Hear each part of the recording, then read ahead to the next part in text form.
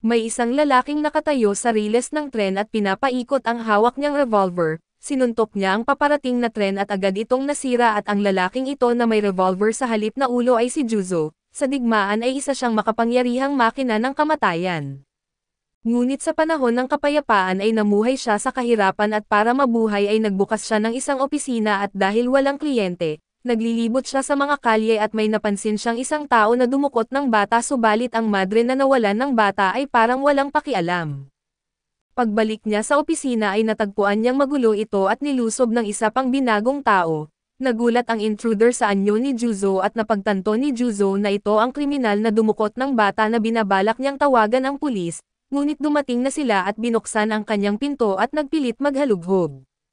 Hinarang sila ni Juzo at tumangging magpa-search at kilala siya ng mga pulis dahil sa kanyang revolver na ulo. Sinabi nilang naroon sila para hulihin ang isang binagong tao at tinanggi ito ni Juzo na nagbanta ang mga pulis na babawiin ang kanyang lisensya dahil sa sobrang pagbabago ng katawan niya, at maaaring malagay sa panganib ang buhay niya. Sumagot si Juzo na kung hindi na siya mabubuhay ay isasama niya ang iba bago siya mamatay. Umalis ang pulis at pinalibutan ang gusali at tinanong ng binagong tao kung bakit siya sinagip ni Juzo. Sinagot ni Juzo na ayaw lang niya sa kayabangan ng pulis. Pinalaya ng kidnapper ang bata at nagboluntaryong lituhin ang pulis at iniwan kay Juzo ang bata para maitago ng ligtas. Ginawa ang opisina ni Juzo para sa mga ganitong gawain basta may bayad at nilalayo ng binagong tao ang mga pulis at tumawag si Juzo ng kaibigan para maghanap ng hideout, ngunit naunang dumating ang madre na nawalan ng bata. Tinukoy niya ang bata bilang si Tetsuro at isang nawawalang bata mula sa kanilang ampunan. Hindi maintindihan ni Juzo kung bakit pumunta ang madre sa ganoong kaguluhan at nag-aalala raw ito sa bata, pero napupuno ng sugat ang mga binti ng bata na malinaw na ginawa para pigilan siyang makatakas. Hindi rin ordinaryong tao ang mananatiling kalmado sa harap ng revolver na ulo ni Juzo at nang tumangging sumuko siya ay tumigil sa pagsasalita ang madre at sinubukan na patayin siya. Tinanong ni Juzo kung hindi ba siya natatakot na mapatay pati ang bata. Sumagot ang madre na walang pakialam basta't hindi matamaan ang mga vital na parte ng bata at nagbitaw si Juzo ng usok ng granada para hindi siya makita at nagtago sa likod ng pader. Mabilis at eksakto ang mga putok ng madre salamat sa binago niyang bionic na mata. Tinukso pa niya si Juzo na walang silbi ang ulo niyang revolver kung walang ibang tao na magpapaputok nito. Hindi na kinaya ni Juzo ang panlalait kaya lumabas siya at biglang lumundag ang binagong tao mula sa likod ng madre at pinigil ito. Sinasabing dapat tumakas si Juzo kasama ang bata. Nagpaputok ang madre ng kanyang bionic na mata sa kisame at tumama ang bala sa auxiliary brain ng binagong tao. Agad nitong pinatay ang mga pangunahing bahagi ng katawan niya. Sinubukan pa siyang barilin sa utak pero nahawakan ito ni Juzo sa braso. Dahil nasa mahina siyang posisyon ay iniwan muna ni Juzo ang bata sa madre para masigurong ligtas ito pansamantala. Nahulog sila sa imburnal at nakaligtas si Juzo pero hindi siya komportable sa tubig na pumasok sa kanyang cartridge. Napansin niyang malapit nang mamatay ang binagong tao. Sinamantala ito ni Juzo para tanungin ang dahilan ng alitan nila at ikinwento ng binagong tao na ang madre pala ay nagpapatakbo ng ampunan, para mangalap ng mga bata at ipadala ang mga ito sa Buriran Corporation bilang mga experimental na daga. May nakabaon na chip sa katawan ng batang si Tetsuro na ginagamit para kontrolin ang mga binagong tao. Ibig sabihin ang binagong taong ito ay si Tetsuro rin at habang kontrolado ang katawan ay manhid ang pakiramdam, pero nararamdaman pa rin niya ang mga bahagyang pagyanig mula sa mga sasakyan. Pinutol ang kanyang boses at katawan ng kumpanya at kahapon lang, nagawa niyang kontrolin ang katawan ng binagong tao at makatakas kasama ang orihinal niyang katawan, pero maling inakala ng pulis na isa siyang kidnapper. Bagamat nakatakas ay muli siyang nabihag kaya't magpapatuloy ang hindi makataong eksperimento sa kanya bilang isang lab rat, bago niya matapos ang kanyang kwento na nasira ang katawan at tuluyang namatay, gayunpaman ay buo na ang loob ni Juzo na protektahan si Tetsuro. Kahit pa muling mabihag si Tetsuro ay kailangang mailigtas siya kaya naman pumunta si Juzo sa riles ng tren at inactivate ang kanyang pinatibay na mga kamaon na bakal. Maraming gwardya ang lumaban pero wala silang laban sa tinaguriang Grim Reaper ng battlefield at mabilis silang natalo. Binuksan ni Juzo ang pinto ng tren at muling hinarap ang babae at wala itong ideya kung gaano kalakas ang kalaban niya. Hindi na nag-abala si Juzo na umiwas sa mga bala na dati niyang ginagawa para protektahan si Tetsuro. diretso siyang lumapit kay Tetsuro at tinawag ito at sinabing sundin ang sariling kalooban tulad ng napag-usapan nila. Tumugon si Tetsuro sa tawag ni Juzo at nagsimulang gumalaw gamit ang remote control na nasa bibig niya upang manipulahin ang isang manggagawa na malapit. Nang makita ni Juzo ang senyales ng buhay kay Tetsuro at nakahinga siya ng maluwag at madaling natalo ang babae, tinanggal niya ang mga tanikala kay Tetsuro at natapos ang misyon ng pagligtas. Sa isang iglap ang dating kaawa-awang bata ay biglang nagbago na naging isang cyborg na parang gagamba, nagwala ito at pinaulanan ng bala mula sa machine gun na nakakabit sa buntot nito at pinatay ang taong kakaligtas lang sa kanya at bigla itong nawalan ng kontrol, na nagdulot ng matinding kaguluhan sa isang gusali. Marami pang katulad na binagong tao na mga experimental subjects ng Buryerin Corporation at kamakailan, na iligtas ni Juzo si Tetsuro mula sa kumpanya at para pigilan ang pagtakas ni Tetsuro, pinutol ng Buryerin ang mga litid ng kanyang mga braso at binti at inalis ang kanyang mga tinig. Matapos ang pagsusuri ni Mary na isang engineer at doon ay natuklasan na may chip na naka-implant sa kanya na kayang kontrolin ang mga auxiliary brain ng mga cyborg. Bagamat nagdulot ng malaking pinsala sa katawan ni Tetsuro ang chip kaso hindi ito maaaring alisin at kailangang manatili roon.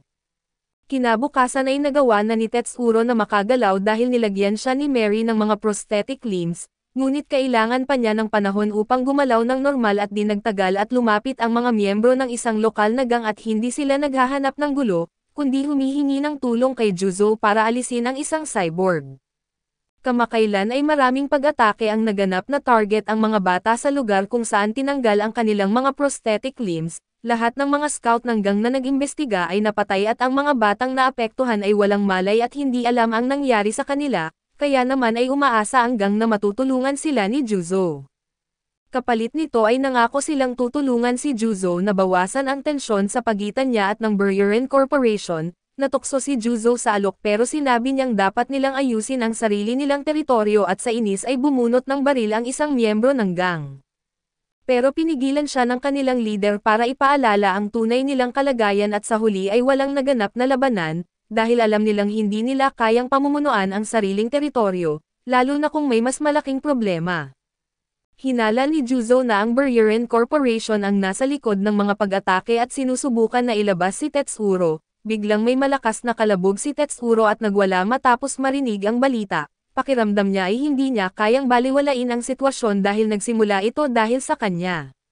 Sinabi ni Juzo na hindi man lang makatayo si Tetsuro ng mag-isa kaya't wala siyang magagawa kundi manatiling positibo, ngunit gamit ang remote control chip sa kanyang bibig ay kinontrol ni Tetsuro ang isang robotic na ulo sa sahig at nagtanong kung hindi ba siya maaaring mangarap na iligtas ang ibang mga bata. Iminungkahi niyang kunin ni Juzo bilang bayad ang kanyang chip upang maging opisyal na trabaho ang misyon. Ipinaliwanag ni Mary na ang chip ay naka-implant malapit sa gulugod ni Tetsuro at napakahirap alisin, kaya hindi pwedeng tanggapin ni Juzo ang alok. Ginamit ni Tetsuro ang chip upang simulan ang pag-hack kay Juzo at nawalan ng malay si Tetsuro habang kinokontrol ang katawan ni Juzo. Dinala niya ang sarili niyang katawan sa isang malaking bag upang protektahan ito at maiwasang maputol ni Mary ang koneksyon. Pumunta siya sa isang tindahan ng mga cybernetic parts upang magtanong tungkol sa mga bata ngunit natipuhan ng may-ari ang ulo ni Juzo, gayunpaman ay hindi basta-basta ang katawan niya at kahit simpleng pagtakbo lang, napapatumba ang mga nakapaligid. Matapos ang mahabang habulan ay nagawa niyang takasan ang mga ito pero nahirapan siyang kontrolin ang katawan ni Juzo. Marahil dahil sa kakaibang structure nito at para hindi mapansin ay tinatakpan niya ng bag ang ulo ni Juzo na kahit papaano'y nagpapakita pa rin ng kanyang paligid. Habang naglalakad sa isang eskinita at nakita niya ang dalawang batang babae na tumatakbo, nagtatago mula sa isang nababaliw na cyborg at inakala ni Tetsuro na ito na ang halimaw na tinatanggalan ng mga prosthetic limbs ang mga bata. Nang umatake ang kalaban ay iwinasiwas ni Tetsuro ang kanyang kamay at bigla na lang naglaho ang sumalakay at napagtanto niyang aksidenteng napatay niya ito, mukhang sobrang lakas ng katawan ni Juzo at sa sandaling iyon ay nag-usap ang dalawang batang babae tungkol sa pagpatay kay Tetsuro. Ang mga tila kaawa-awang bata ay biglang naglabas ng mga prosthetic na bakal at nagbago ang anyo at naging parang gagamba, doon naintindihan ni Tetsuro na sila pala ang tunay na salarin na umaatake sa ibang mga bata. Ayaw niyang labanan sila at tinanong kung sila ba'y mga test subjects ng Buryerin Corporation.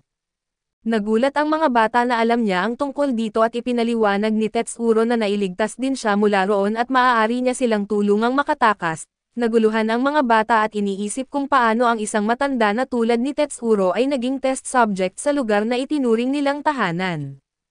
Hindi nila alam kung saan pa pupunta kaya't nagpasya silang patayin si Tetsuro at nang umatake sila, kusang sinalo ng braso ni Tetsuro ang bala ngunit ito'y may lason kaya siya'y bumagsak. Isa sa mga batang gagamba ang nawalan ng kontrol at nagwala sa gusali hanggang mapakalma siya ng kanyang kapatid at ibalik sa anyong tao. Nang magtungo sila sa mga ehekutibo ng Buryurin para magpagamot at doon ay hindi sila pinansin, sinabi ng mga ehekutibo na walang gamutan hanggat hindi nila natatapos ang misyon at itinuturing silang mga palpak, na hindi karapat-dapat sa resources ng kumpanya. Iniutos nilang itapon ang 2 nabigong proyekto at bago sila sirain ay biglang lumitaw si Tetsuro, agad siyang inatake ng mga tauhan ng kumpanya at nabasag ang mga takip sa kanyang ulo at nagulat ang boss nang makitang si Juzo pala iyon, hindi alam na kontrolado ni Tetsuro ang katawan nito. Tuwa ang nadama ng boss nang dalhin ng mga batang gagamba si Juzo at inutusan silang patayin si Juzo bilang kabayaran. Ngunit na imbes na pasalamatan si Tetsuro ay nagtanim ng galit ang mga bata at muling nagbago ang anyo ng isa sa kanila, naging Spider-Girl at nagtangkang patayin si Tetsuro. Sinabi ni Tetsuro na hindi ito ang tunay mong nais at tumigil ka na at sumama sa akin, ngunit bilang alipin ng kumpanya ay hindi nila maisip kung ano ang kalayaan at kahit nasa harapan na nila ang pagkakataon, pinili nilang sirain ito at inatake si Tetsuro. Bumagsak ang katawan ni Tetsuro at napagtanto ng boss na humihina si Juzo dahil sa kontrol ni Tetsuro sa kanya. Naunawaan ni Tetsuro kung gaano siya naging inosente sa pag-aakalang maligtas niya ang iba sa pagkontrol kay Juzo, pero nauwi lang ito sa pananakit kay Juzo. Kahit ganoon ay nanatili ang determinasyon ni Tetsuro na iligtas ang iba pang tulad niya. Ang kanyang mga salita ay gumalaw sa damdamin ng batang gagamba na nagsimulang magdalawang isip na patayin siya. Nakita ito ng boss at binaril ang Spider-Girl gamit ang bala na nagdulot ng labis na kasiyahan at nagpalabas sa kanya ng kontrol, nasira ang auxiliary brain nito at namatay at ang shockwave ay nagpatigil kay Tetsuro sa pagkontrol kay Juzo, at namatay din ang isang bata dahil sa panloob na pinsala. Wala nang ibang paraan si Tetsuro para labanan ang Spider-Girl kundi kontrolin ito kaso dahil matagal na niyang ginagamit ang chip, nauubusan na ito ng enerhiya at sinubukan niyang kontrolin ang isa sa mga binti nito at gamitin iyon upang masira ang auxiliary brain. Naitama niya ito minsan ngunit bago ang huling strike ay sobrang uminit ang sariling auxiliary brain ni Tetsuro at tumigil ito sa paggana, hindi na makagalaw at pinanood ni Tetsuro at tuluyang nawalan ng kontrol si Spider-Girl, wala siyang makuhang kapanatagan tulad ng kanyang namatay na kapatid na nagpapakalma sa kanya noon. Sa huling sandali ay nagising si Juzo at hinawakan niya si Spider-Girl at inihagis ito palabas at saka dinala si Tetsuro papunta sa elevator. Plano niyang ipadala si Tetsuro palayo habang siya ang haharap kay Spider-Girl ngunit mabilis itong bumalik at nang sinubukan nilang maisara ang pinto, natuklasan nilang hindi ito maisara dahil tumanggi si Tetsuro na tumakas ng mag-isa. Bago pa sila makapag-isip ng iba pang plano ay umatake si Spider-Girl at sa huling sandali ay pareho silang pumasok sa elevator, ngunit patuloy silang hinabol ni Spider-Girl at gumapang pababa ng elevator shaft at malubhanang nasugatan si Juzo at hindi na kayang lumaban, yumukod siya at inutusan si Tetsuro na ihila ang trigger ng kanyang ulo.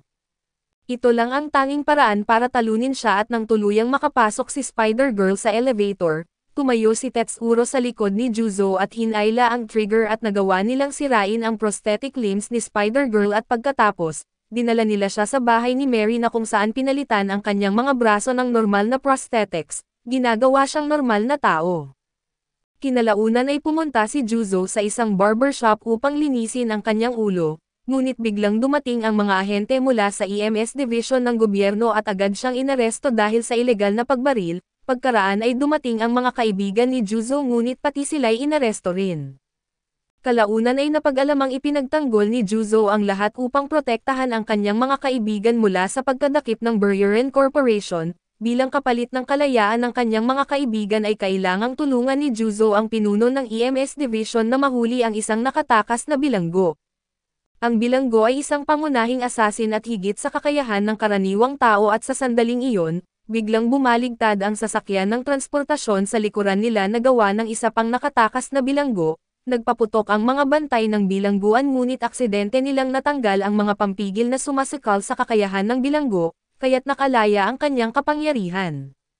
Nabagsakan din ng malay ang mga kaibigan ni Juzo at nang umatake ang bilanggo ay hindi na nanatiling kalmado si Juzo, madali niyang nasira ang kanyang mga pulsas at papunta na upang iligtas ang kanyang mga kaibigan nang bigla na lang hindi makagalaw ang bilanggo. Napagtanto nilang maraming karayom ang nakabaon sa likod nito na gawa ni Cronin mula sa EMS na dumating sa tamang oras, gamit ang sariling katawan na binago rin at madaling napigil ni Cronin ang bilanggo, ngunit nag-atubili siyang makipagtulungan kay Juzo dahil ilegal ang pagbabago sa katawan nito. Sa kabila nito ay nagkasama pa rin sila upang hanapin ang pinakamapanganib na bilanggo sa kasaysayan. Ayon sa mga bakas ang susunod na target ng bilanggo ay isang bayani kaya't nagtungo sila sa lugar kung saan posibleng magpakita ang bayani. Sa lugar na iyon ay nakita ni Juzo ang isang babaeng bumagsak. Tinulungan niya itong bumangon at hindi alam na ang tila walang kalaban-laban na babae ay may nakatago na masamang balak. Habang nagkakatuwaan ang mga tagahanga at doon dumating ang bayani na nagdala ng tagumpay sa bansa sa panahon ng digmaan, siya ang nanguna sa paggamit ng full-body prosthesis at malaki ang naging ambag niya sa pag-unlad nito. Mayroon siyang revolver arm tulad ni Juzo na may kamao na kayang lumikha ng buhawi at nang paalis na ang bayani ay lumapit ang isang babae upang magbigay ng bouquet ng bulaklak.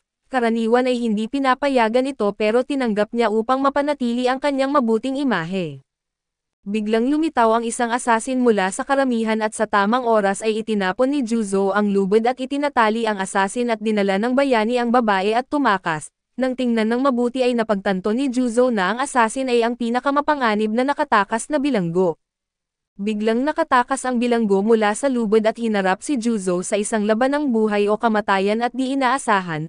Inatake ni Cronin si Juzo gamit ang karayom sa leeg upang makuha ang lahat ng credit sa misyon. Napagtanto nilang ang lalaking iyon ay isang bitag lamang upang iligaw sila at ang babaeng kasama ng bayani ang tunay na pinakamapanganib na bilanggo. Pinuri ng bayani ang babae sa tapang at mahinahon nito sa sitwasyon, binalaan siya ng kanyang bodyguard na mag-ingat ngunit sa sumunod na sandali at napatay ito ng mga tentacle na nasa halip na mga binti ng babae, biglang naglaho ang bilanggo at habang iniisip ng bayani kung nasaan siya, biglang lumitaw ito mula sa dingding sa likod niya na handang patayin siya sa isang suntok.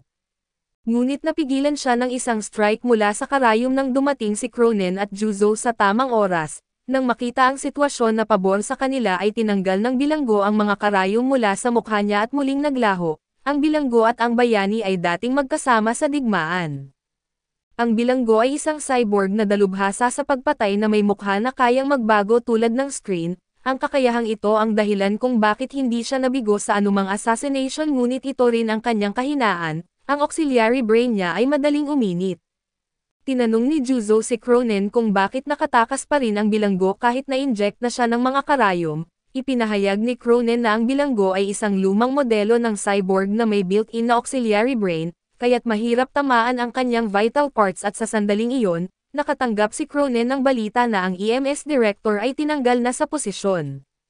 Bilang isang operative ng EMS na wala na siyang dahilan upang ipagpatuloy ang paghahanap at maagang umalis sa eksena, pagkaalis ni Cronin ay biglang lumitaw ang bilanggo mula sa katawan ni Juzo kaso hindi malubhang nasugatan si Juzo at handa siyang harapin ang bilanggo, nagpa siya ang bilanggo na patayin muna si Juzo kaya't agad silang naglaban.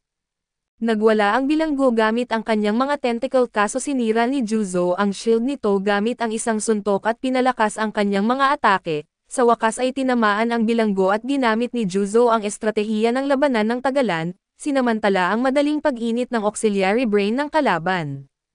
Hindi nagtagal ay hindi na nakasabay ang bilanggo dahil sa sobrang init ng kanyang utak kaya't napilitan siyang tumakas ng dahan-dahan. Hindi siya sinundan ni Juzo at alam niyang hindi basta-basta aalis si Cronin at habang ginamit ng bilanggo ang huling lakas upang makatakas, naghihintay na si Cronin sa kanyang ruta.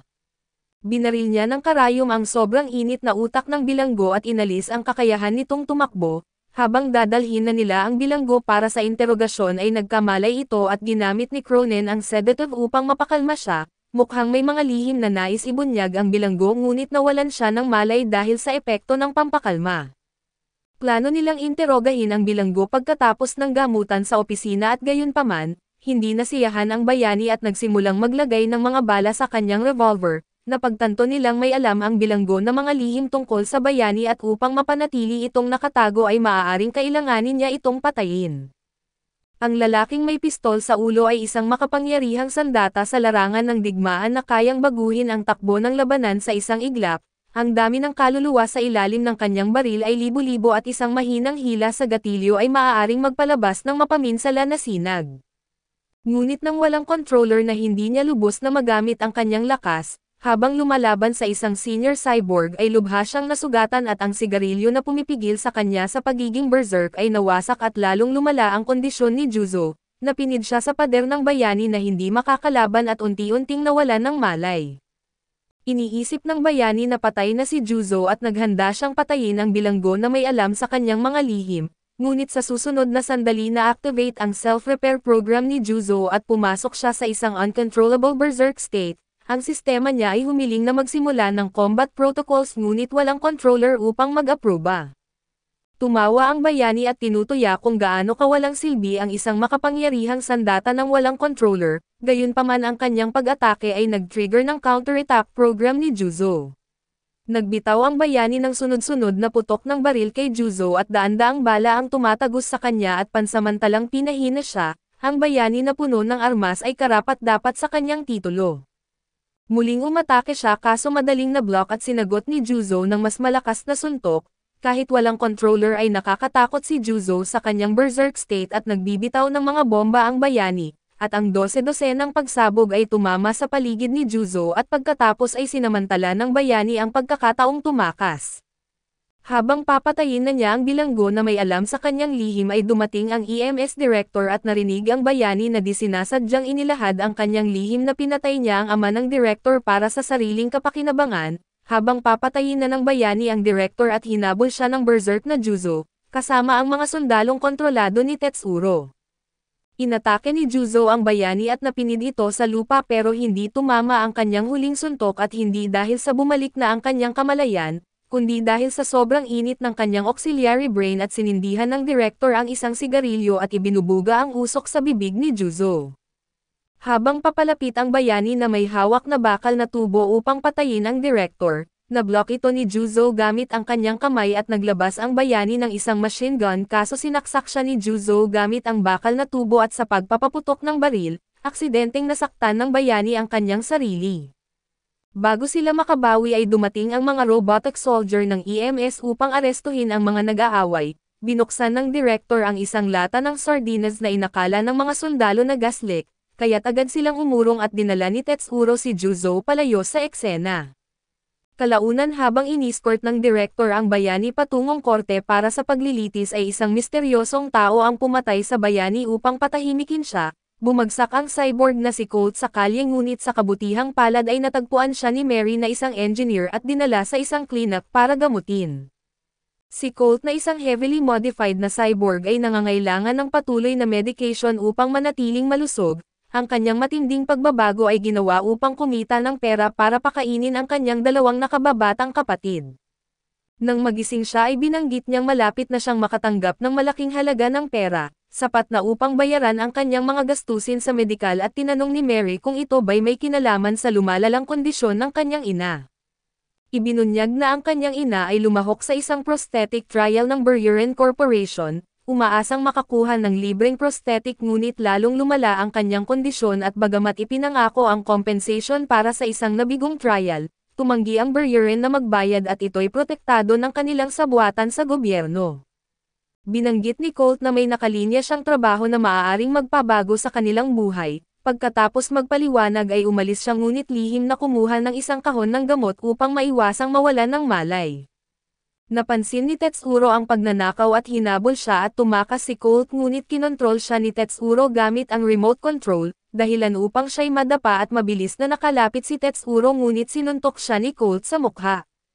Pinuri ni Colt ang kakayahan ni Tetsuro sa remote control at sinubukan na kunin siya para sa isang misyon ngunit tumangging ibunyag ang mga detalye. Iniwan lamang ang oras at lugar bago umalis at umuwi si Colt na may dalang masaganang hapunan para sa kanyang mga kapatid, sinasabing kung magtatagumpay ang misyon ay ganito ang kanilang kakainin araw-araw. Ngunit kung mabigo ay maaaring iyon na ang kanilang huling pagkain at habang pinapanood ang kanyang mga kapatid at ang kanyang nakahiga na ina, lalong tumitibay ang kanyang loob na ipagsapalaran ang lahat. Kinabukasan ay naganap ang aksyon ni Colt sa lugar kung saan idinaraos ang seremonya ng alaala para sa isang bayani. Nagtago sina Tetsuro at Mary sa isang basurahan malapit upang bantayan ang sitwasyon at napag-alaman na ang gamot na kinuha ni Colt noong nakaraang araw ay sinadyang lagyan ni Mary ng tracker upang mahanap siya. Sa kasamaang palad ay hindi alam ni Tetsuro na naibalik niya ito kay Colt na paglabas nila mula sa basurahan upang suriin ang paligid. Agad silang nakita ng isang patrol robot ngunit isang pagsabog ang nakaagaw ng atensyon ng robot. Sinamantala ni Tetsuro ang pagkakataon upang kontrolin ang robot. Hindi nagtagal ay tuluyan niyang nakomand ito at tumingin siya patungo sa pinanggalingan ng pagsabog at napagtanto niyang gawa iyon ni Colt at dahil sa pagsabog, nagsimulang magtungo ang mga lider papunta sa tren upang umalis sa lugar at palihim na nagmasid sina Tetsuro at Mary mula sa itaas, biglang may baril na idinikit sa ulo ng robot.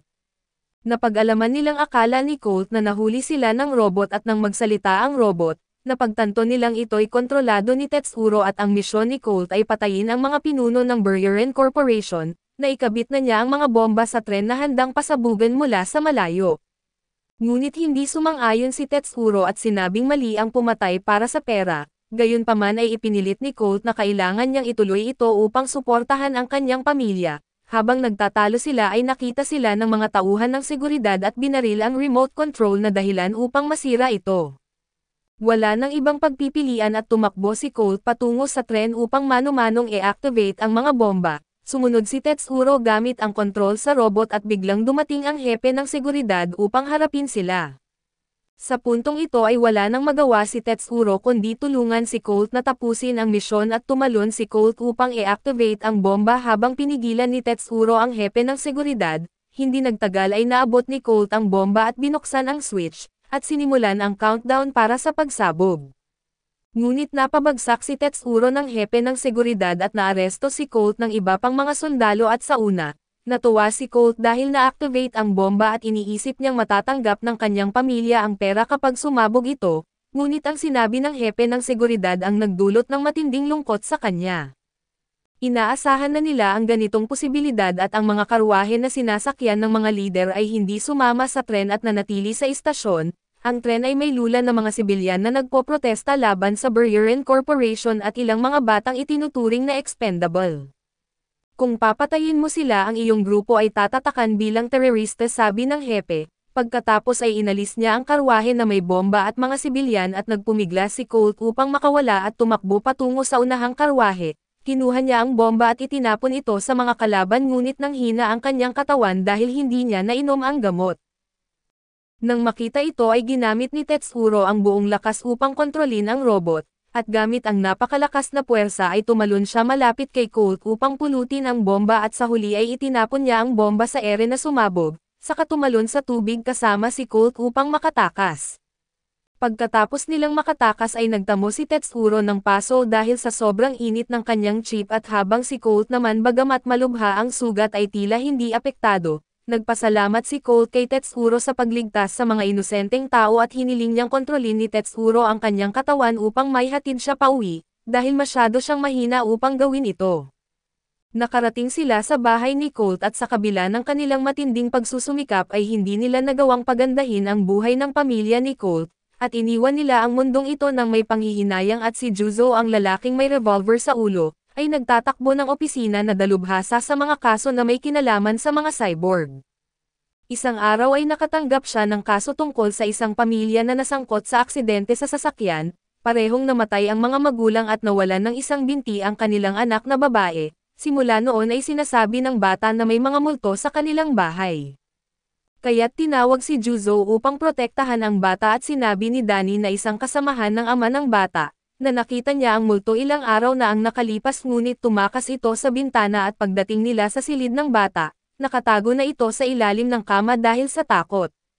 Pagkaalis ni Juzo sa silid ay bigla niyang nakita ang dalawang asol na ilaw na lumilipad patungo sa unang palapag at mabilis siyang sumunod pababa ngunit biglang nawala ang mga ito. Muling lumitaw ang dalawang asol na ilaw sa likuran ni Juzo na naging isang pares ng mga mekanikal na kamay. Madali itong nahawakan ni Juzo at hindi ito mga multo kundi mga pisikal na nilalang. Bago pa maunawaan ni Juzo ang nangyayari sa mga kamay at nagmadali si Danny na subukang dalhin ang bata palayo, ngunit bago makaalis si Danny ay pinigilan siya ni Juzo dahil may kakaiba sa kilos niya. Ang mga mekanikal na kamay ay humawak sa balikat ni Juzo at tila nagbabantang ilantad ang kasinungalingan ni Danny. Sinunod ni Juzo ang itinuro ng kamay at kinuha ang isang picture frame at sumigaw siya rito na halos mabingi si Danny. Nang buksan ang frame ay natuklasan nilang may listening device na ikinakabit ni Danny at mabilis na idinahilan ni Danny na ito'y para sa kaligtasan ng bata, ngunit hindi kapanipaniwala ang kanyang paliwanag at kahit mayaman ang pamilya ng bata, hindi siya nagbigay ng bodyguard na lalong nagpalala ng kanyang nakakahinalang kilos. Hiniling ni Juzo kay Danny na ibaba ang bata at sa kasamaang palad ay hindi naniwala ang bata kay Juzo dahil sa kanyang prejudice laban sa mga cyborg. Nagtagumpay si Danny na dalhin ang bata palayo at di magawa ni Juzo na sapilitang pigilan siya, agad na umalis si Danny kasama ang bata sakay ng kotse. Ngunit habang nasa biyahe ay napagtanto ng bata ang kahalagahan ng hawak niyang dokumento. Ang dokumento na isinasabit sa kanyang leeg ay naglalaman ng mga lihim tungkol sa prosthetics company na Buryerin. Ang nilalaman nito ay maaaring magdulot ng pagkasira ng kumpanya. Bagamat hindi niya gusto ang mga cyborg at alam niya ang kahalagahan ng dokumento at tinanong niya si Danny kung bakit, kung ganoon ito kahalaga na hindi ito direktang iniabot sa kanya ng kanyang ama at biglang nagpreno si Danny, dahilan upang bumagsak ang bata na may iisang binti lamang at sinamantala ito upang kunin ang kanyang baril. Inihayag ni Danny ang tunay niyang motibo na ibenta ang mga lihim kapalit ng pera at ang mekanikal na kamay na naiwan sa bahay ay lihim palang nagprotekta sa bata. Sinubukan ni Danny na patayin ang bata upang walang matirang ebidensya, ngunit sa tamang oras ay may isang mekanikal na kamay ang pumipigil sa bala. Si Juzo na sakay ng motorsiklo ay nakahabol sa kanila at ginagabayan ng isa pang mekanikal na kamay. Biglang may lumitaw na dalawang tren sa unahan kaya't napilitan silang dumaan sa pagitan nito. Nagbitaw si Juzo ng usok na granada upang harangan ang paningin ni Danny at nagtagumpay siyang pigilan ito. 10 taon na ang nakalilipas si Juzo ay isang mainit at mapagmahal na kapatid na tanging umaasa sa kanyang kapatid na si Mary para sa suporta, ngunit makalipas ang isang dekada at naging isang kilalang serial killer na tinatawag na The Dismantler, na responsable sa libo-libong pagkamatay. Kamakailan nakuha ni Juzo ang isang confidential na dokumento sa isang kaso at napakahalaga ng dokumento na maaaring magdulot ng pagkawasak ng lahat ng cyborg sa buong mundo. Nang kumalat ang balita ay maraming puwersa ang nagsimulang mag-agawan para dito. Habang nasa opisina si Mary at biglang may pumasok na flashbang sa bintana, kasunod nito ay may nagbukas ng pinto ng sapilitan at agad na nagtago si Mary sa isang silid kasama ang isang kaibigan at maraming armadong lalaki ang pumasok at naghahanap ng confidential na dokumento. Narinig nila ang tunog ng pagsara ng pinto ni Mary na nalamang na-trap sila. Nagtataka ang landlord kung bakit hindi kumilos ang mga EMS officers sa labas. Sinimulan ng mga sumalakay na buksan ang doorknob kaso agad silang naparalisa ng kuryenteng galing sa isang device na nilagay ni Mary para maiwasan ang ganitong mga insidente. Sinamantala ni na Mary at Tetsuro ang pagkakataon upang tumakas subalit sa kanilang paglabas ay mas marami pa silang kaaway na nakaharap. Nakita nilang nahuli ang landlord at nagpasya sina Mary at Tetsuro na maghanap ng ibang ruta para makatakas, ngunit nagpumilit si Tetsuro na bumalik upang iligtas ang landlord.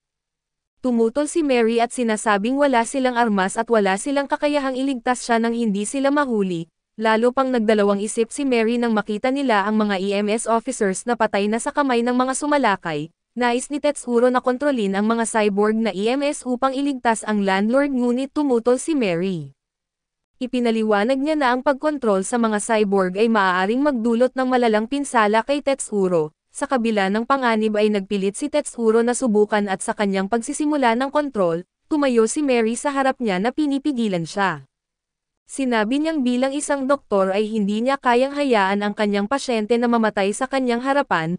Walang magawa si Tetsuro kundi bumalik mag-isa ngunit mabilis siyang nahuli at napag-alamang ang mga sumalakay ay isang anti-cyborg resistance organization, na nais makuha ang sekretong dokumento upang tuluyang wasakin ang lahat ng cyborg sa mundo.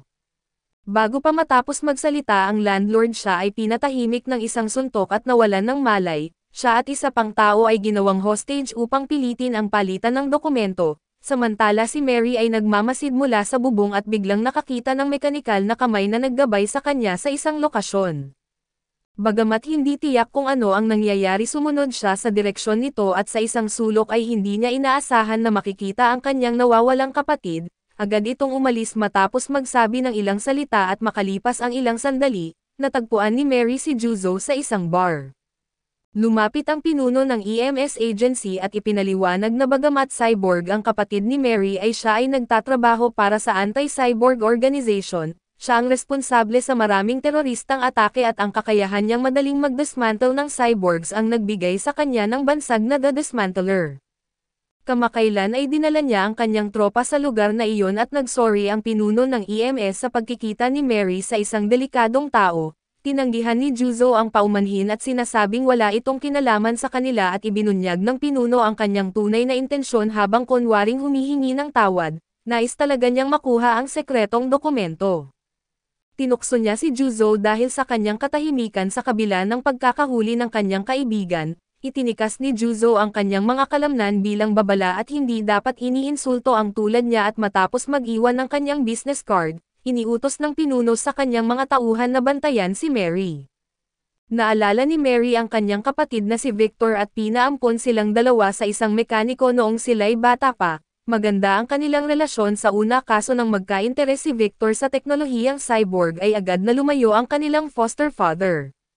Naging alkoholik ito at madalas saktan si Mary at laging inililigtas ni Victor ang kapatid hanggang hindi na niya kinaya ang sitwasyon at napatay niya ang foster father nila. Matapos ang insidente ay nawala si Victor at iniwan si Mary at minsan lamang siya nagpadala ng liham sa loob ng 10 taon, sinasabing naging army engineer na siya. Habang nagsasalaysay si Mary ay biglang bumagsak ang isang billboard mula sa langit at dinala ito ng resistance fighters na gustong makuha ang dokumento. Hinagis ni Juzo ang billboard palayo at hinarap ang mga sumalakay. Isang maskuladong lalaki ang umatake ngunit mabilis itong naiwasan ni Juzo at sinagot ng suntok. Gayunpaman ay walang epekto ang kanyang atake dahil sa armor ng lalaki na 3 beses na mas makapal kaysa sa karaniwang cyborg. Mukhang magiging napakahirap talunin ang kalaban at nawalan na ng pasensya si Juzo sa pagmamalaki ng kalaban kaya pinatumba niya ito gamit ang sunod-sunod na mabilis na suntok. Pagkatapos ay hinahablat niya ang isa pang lalaki upang tanungin tungkol sa mga bihag. Matigas ang ulo ng lalaki at tumangging magsalita kaya't sinasakal siya ni Juzo at itinapon na parang basura at nagpa siya si Juzo na dalhin si Mary upang hanapin ang kanyang kapatid na si Victor, ang unang kliyente ni Juzo na minsang nagkatiwala sa kanya na protektahan si Mary. Ironical, si Victor na ngayon ang nagpapadala ng mga tao upang madukot si Mary at gusto ni Juzo na harapin si Victor para sa paliwanag. Habang papaalis sila ay muling lumapit ang mekanikal na kamay. Ikinainis ni Juzo na agad nagtanong kung sino ang nagkokontrol nito. Biglang gumawa ang kamay ng handgun gesture na nagpapaalala kay Juzo ng babala na napagkasundoan nila ni Victor noong nasa hukbo pa sila, at kapag hindi na makayanan ay gawin ang babala na ito at hinala niyang ang kamay ay nagdadala sa kanila kay Victor kaya't sinundan nila ito. Hindi nagtagal ay nakarating sila sa isang abandonadong pabrika at sinabihan ni Juzo si Mary na maghintay sa labas dahil kailangan niyang tapusin ang usapan kay Victor. Mag-isa siyang pumasok at binuksan ang pangunahing pinto gamit ang isang malakas na sipa. Sa loob ay nakita niya ang maraming walang ulong makina at biglang lumitaw na si Victor, ito ang kanyang dating kaibigan, na ngayon isang baliw na responsable sa libo-libong pagkamatay, at tila naghahabol ng kwentuhan nang biglang sumabog ang pader. Dumating ang pulis kasama ang mga armadong robot na layuning arestuhin ang serial killer at nagsimula ng dumagsa ang mga robot upang dakpin siya, ngunit pinapabagsak ni Juzo ang mga sumubok lumapit sa kanya at hindi madaling nagpapapigil ang mga pulis at inutusan ng hepe na arestuhin ang sino mang humadlang sa kanilang tungkulin. Nang makita ang labis na kawalang ingat ng mga pulis at nagpa siya si Victor na tapusin na ang lahat at sa isang iglap ay sinira niya ang lahat ng mga robot. Si Mary, ang kapatid ni Victor na 10 taon na niyang hindi nakita, ay biglang pumasok. Ngunit walang kahit anong emosyon at agad niya itong kinulong na di niya layuning patayin si Mary, kundi alamin ang mga mekanismo sa loob ni Juzo at isang super weapon at pumayag si Juzo na i-dissect siya kaso may kondisyon at ito ay pakakawalan muna si Mary. Tumanggi si Victor at nais makita si Juzo na itinulak sa kanyang sukdulan at alam ni Victor ang karakter ni Juzo. kapag nasa panganib ang mahal sa buhay saka lamang ilalabas ni Juzo ang kanyang buong kakayahan.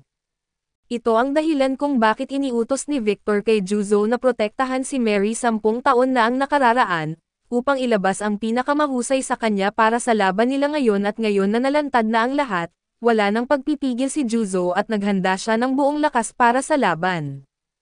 Nagpaputok si Victor ng mga tanikala kay Juzo ngunit mabilis itong naiwasan at agad siyang lumapit. Biglang umatake ang mga walang ulong robot sa paligid at mga tao-tauhan ito ni Victor na kayang umatake ayon sa kanyang kagustuhan. Ngunit hindi ito naging hadlang kay Juzo na madaling tinalo ang mga ito at napagtanto ni Victor na hindi sapat ang kanyang mga simpleng makina, nilapitan niya si Juzo at hinawakan ang kanyang dibdib at agad na lumikha ng malaking butas at hindi pa nasaksihan ni Juzo ang ganitong teknik, at ngayon nauunawaan niya kung bakit tinawag si Victor na The Dismantler.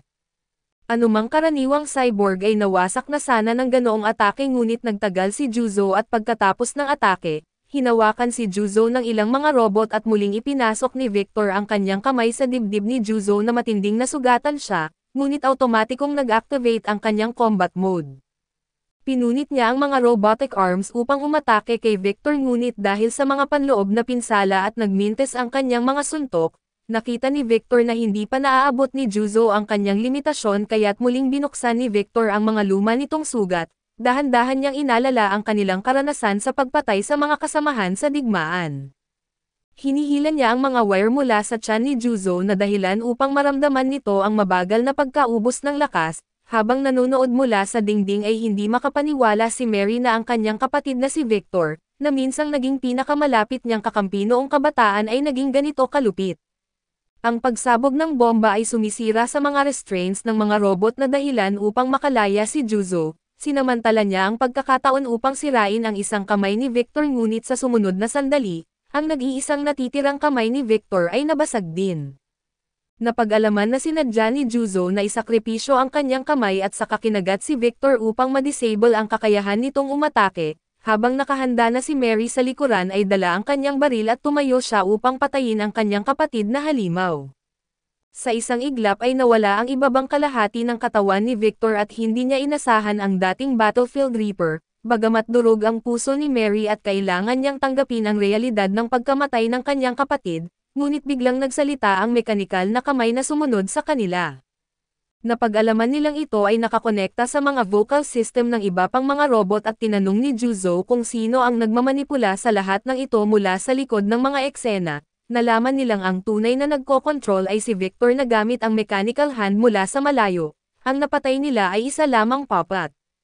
Nagsimula ang kwento ng si Victor ay isang engineer sa hukbo at ang kanyang pagsasaliksik sa prosthetics technology ay direktang nakaimpluwensya sa takbo ng mga labanan. Upang mabawasan ang mga casualty ay nagsimula siyang bumuo ng mga remotely operated robots. Hindi sapat ang isang auxiliary brain para dito kaya't nagpatupad siya ng dual auxiliary brain design, matapos makumpleto ang disenyo ay ipinadala niya ang remote control technology sa battlefield ngunit nang makita niya ang mga nakabahaging vision ng mga robot, nagimbal siya sa malawakang karahasan.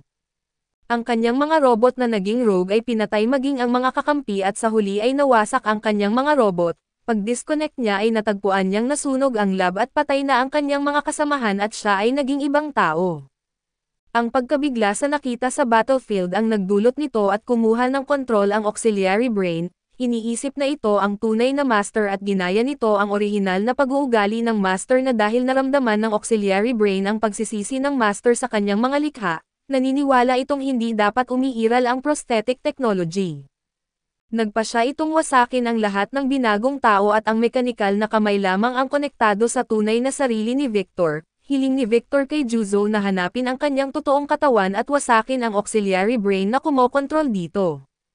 Pagkatapos magpaliwanag nasira ang mekanikal na kamay dahil sa pinsala mula sa labanan at biglang binaril si Juzo at muli itong bumagsak at lumabas ang hepe upang muling ipatupad ang kanyang bersyon ng hustisya. Lumabas ang isang robot mula sa isang kahon at ito ay backup na katawan ng isang dating kalaban kaso mas mahina ang lakas.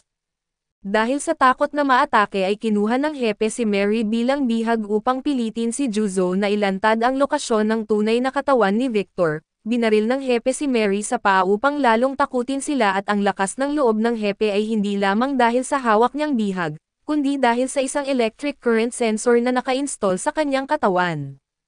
Kahit nakapikit ay kayang ma-detect ang posisyon ng dalawang binagong tao at ngunit si Juzo ay kakaiba at kahit malubhang nasugatan, hindi siya agad bumigay kaso hindi niya kayang tiisin ang pagmamaltrato sa kanyang mga kaibigan, na puno ng usok ang silid dahilan upang hindi makita ang paligid. Nang i-activate ng hepe ang electric current sensor ay tanging prosthetic fragments sa hangin ang na-detect nito, dahilan upang hindi niya matukoy ang eksaktong mga lokasyon at sa susunod na segundo, biglang nawala ang bihag mula sa kamay ng hepe at ang mekanikal na kamay ang nagligtas sa kapatid. Sinubukan ng hepe na magpaputok ng baril ngunit pinigilan siya ni Juzo at ang mga fragment na nagpapagulo sa electric current ay mula kay Victor, na sinira ang sariling kamay at pagkatapos asikasuhin ang hepe, dumating ang mga robotic police na nasa ilalim ng kanyang utos.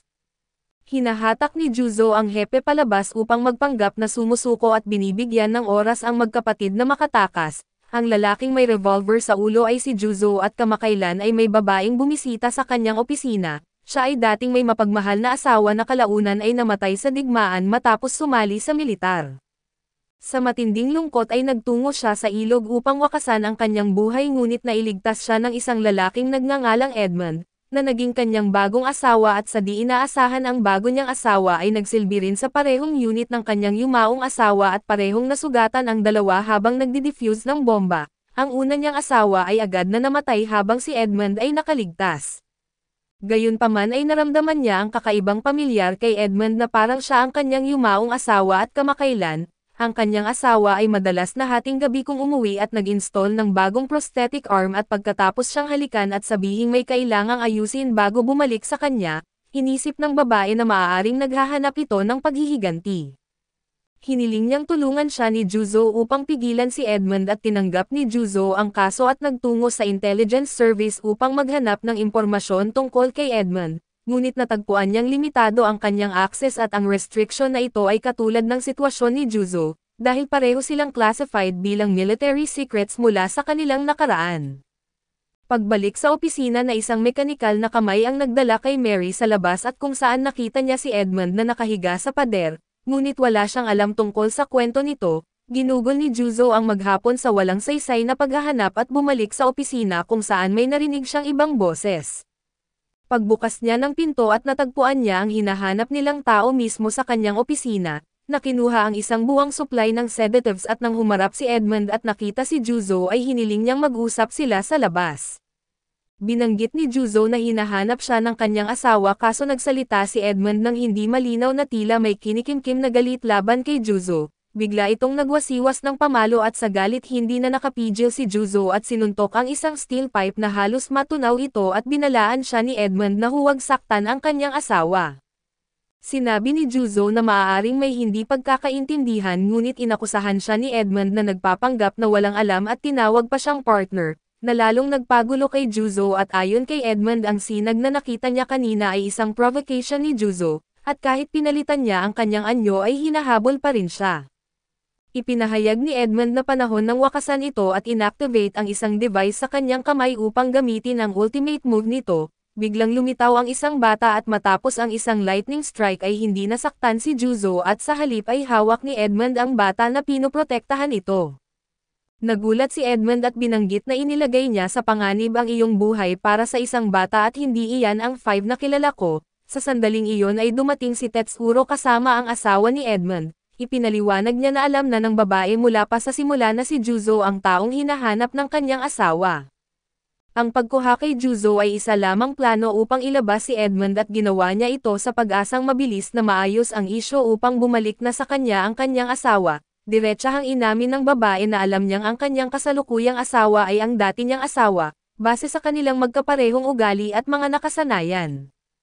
Sa harap ng revelasyong ito ay inamin ni Edmund ang kanyang tunay na pagkakakilanlan at iminungkahi ni Juzo na itinago ni Edmund ang kanyang pagkakakilanlan upang iwasan ang kanyang dating kasamahan na si Five.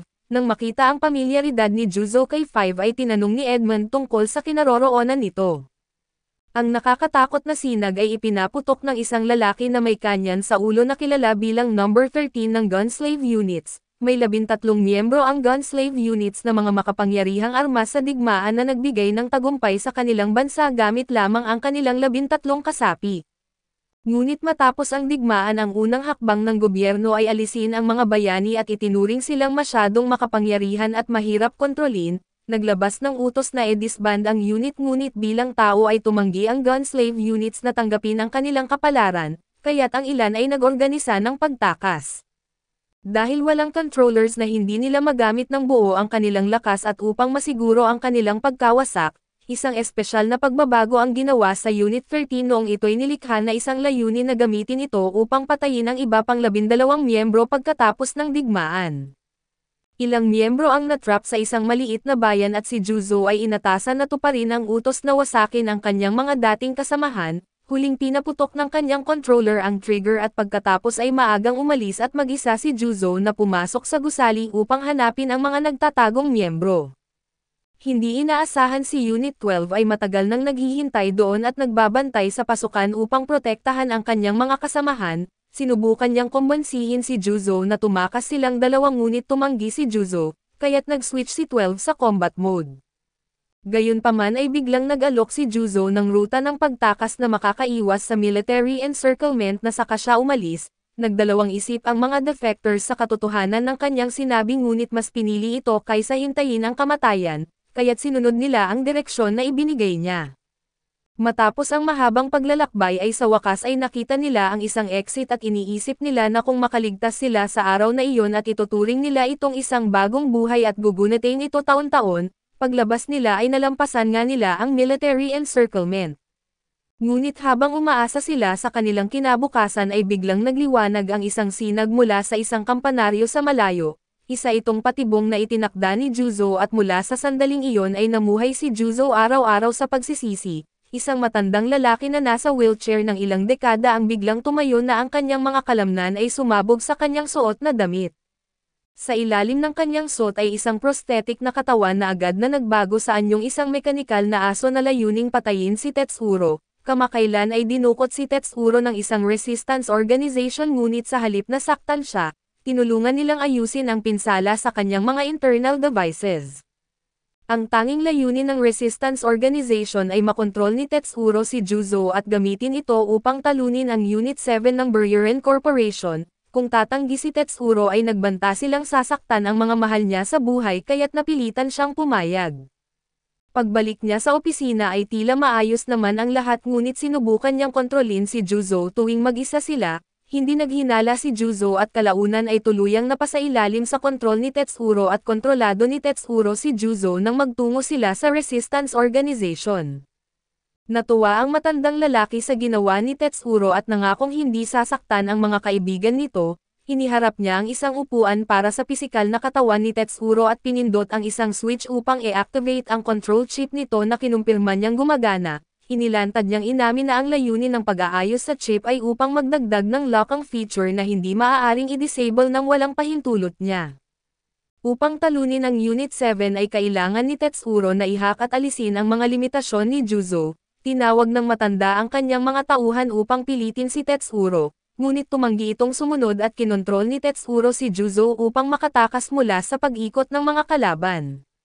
Nang makita ng matanda na mahirap pigilan si Tetsuro at ipinadala niya ang kanyang bodyguard upang asikasuhin ang sitwasyon, matapos umalis ang bodyguard ay naiwan sina Tetsuro at ang matandang lalaki at sa susunod na sandali ay nakatayo si Tetsuro sa likod ng matanda, sinasabing huwag itong gumalaw. Tiningnan ng matanda ang kumikislap na control chip at nagtataka kung paano nakagalaw si Tetsuro habang kontrolado rin si Juzo. Napag-alaman na hindi niya kinokontrol si Juzo at kundi ang sarili niyang prosthetic na katawan, samantala ginugulo ni Juzo ang mga tauhan ng matanda habang nakikipag-usap ng isa-isa si Tetsuro sa kanya. Itinulak niya ang matanda sa isang abandonadong koridor at hiniling na itigil nito ang mga aktibidad ng terorista ng kanilang organisasyon, ngunit tinawanan lang ito ng matanda at sinasabing hindi niya ito kayang pagdesisyonan mag-isa. Para matigil ang terorismo ay kailangang itama ang landas ng Buriran Corporation.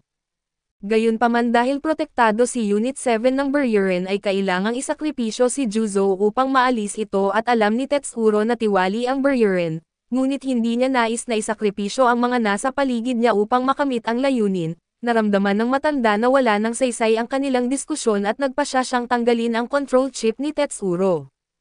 Pinakawalan niya ang sarili niyang prosthetic na katawan at agad na nagbago mula sa isang matanda tungo sa isang assassin at hindi na kinakailangan ang oxygen tube na nakakabit sa kanya. Nang makita ito ay agad na tumakbo si Tetsuro ngunit mabilis siyang nasugatan ng isang latigo. Habang walang malay si Juzo ay patuloy nitong banibinbin ang mga tauhan ng matanda at dahil sa kanyang mga sugat ay mabilis na nanghina si Tetsuro at hindi na nakatakbo. Habang papatayin na siya ng matanda ay biglang nagbitaw ng makapangyarihang lakas si Tetsuro. Ginamit niya ang chip upang kontrolin ang kanyang prosthetic na katawan para sa depensa at iniangat ang kapangyarihan ng chip sa maximum, kahit ang mga spike ay pumutok dahil sa lakas ng chip at nang umatake muli ang matanda, sinamantala ni Tetsuro ang pagkakataon upang sumugod at tinalo ang matanda sa pamamagitan ng pagsasakripisyo sa sarili. Habang nasa bingit ng kamatayan ang matanda ay tinawanan pa rin niya si Tetsuro at sinasabing kailangan ang mga sakripisyo para sa ganitong mga layunin. Ngunit hindi sumang-ayon si Tetsuro na nakita niyang kahit nagsasakripisyo ang mga tauhan ng matanda sa kanilang mga teroristang misyon, wala pa rin silang nagagawang tagumpay hanggang sa kanilang kamatayan.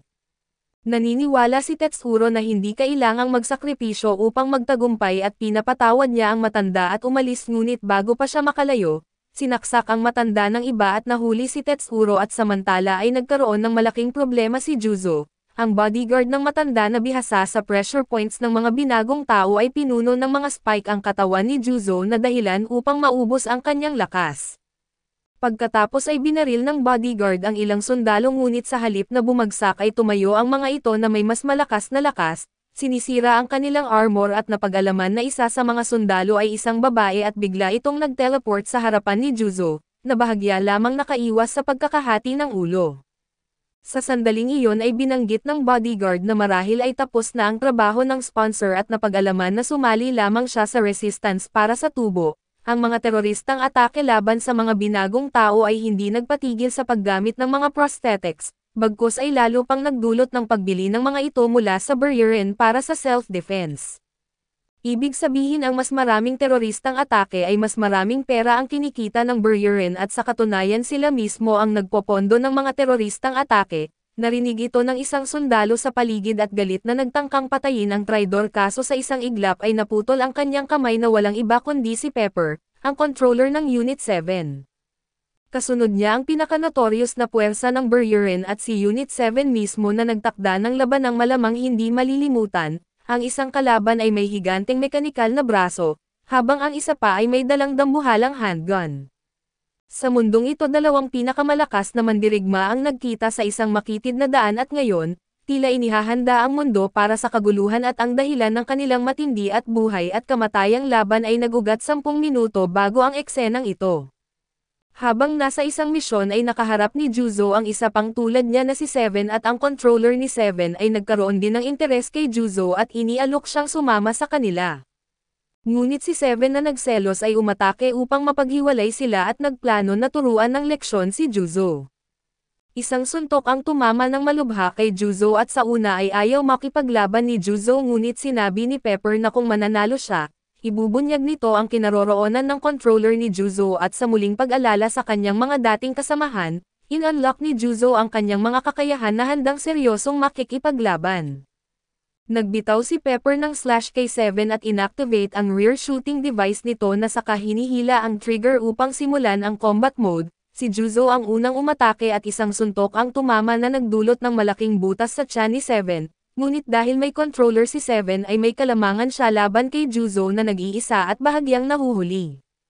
Samantala ay nawalan ng malay si Tetsuro at habang sinusubukan ng kalaban na kunin siya ay dumating si Cronin mula sa departamento ng pulisya. Pareho silang bihasa sa paggamit ng mga karayom at minsang nagsanay ng magkasama.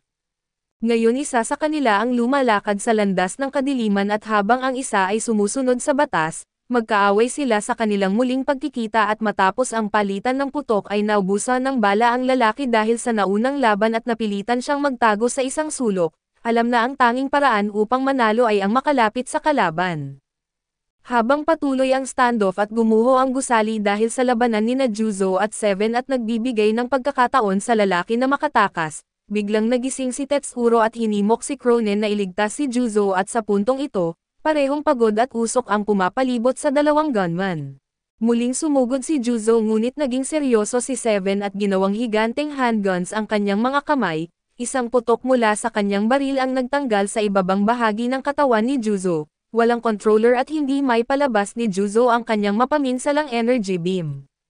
Samantala ay nasa buong combat strength si Seven na hawak ang kapalaran ni Juzo at lumapit si Pepper at muling inanyayahan si Juzo na sumama sa kanya, ngunit tumanggi si Juzo na mas piniling mamatay kaysa sumunod at nalungkot si Pepper sa sitwasyon at biglang lumipad ang mga karayom, tinamaan ang baril ni Seven at dumating na si Cronen at hinihila si Tetsuro para tumulong.